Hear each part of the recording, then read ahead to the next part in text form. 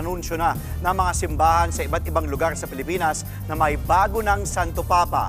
At live po mula sa Quiapo Church sa Maynila, nasa frontline ng balitang yan, si Nina Ongpauco. Nina, good morning. Andre, bilang pagkilala sa bagong Santo Papa, nagpahatid ng pagbati ang Quiapo Church at nagpalabas ng pamamagitan ng malaking screen sa simbahan ng Quiapo.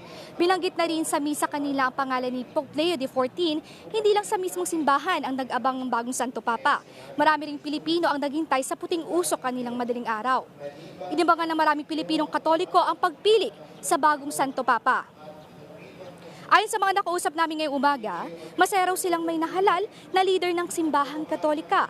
Kabilang dyan si Leo na mula sa Caloocan.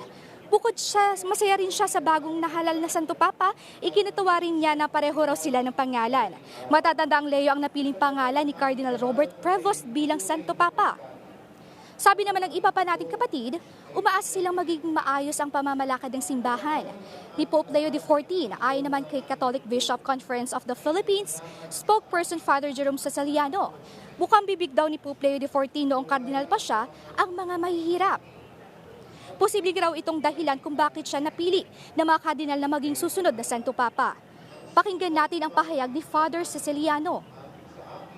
He is going to focus more on the poor and highlighting the dignity of man, 'di ba? Tapos yung mga ordinaryong manggagawa, palagay ko makikita natin dito na dapat bigyan natin ito ng kumbaga pagkilala, pagtatangi at respeto.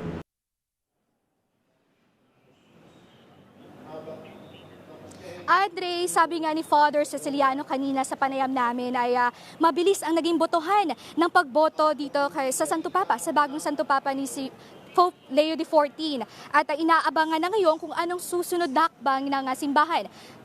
Andre? Okay, maraming salamat. Live po mula sa Quiapo Church. Nakabantay dyan, Nina Ongpauco, live.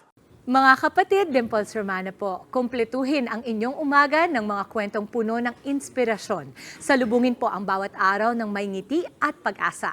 Kaya't mag-subscribe na po at mag-follow na sa aming social media pages ng News 5.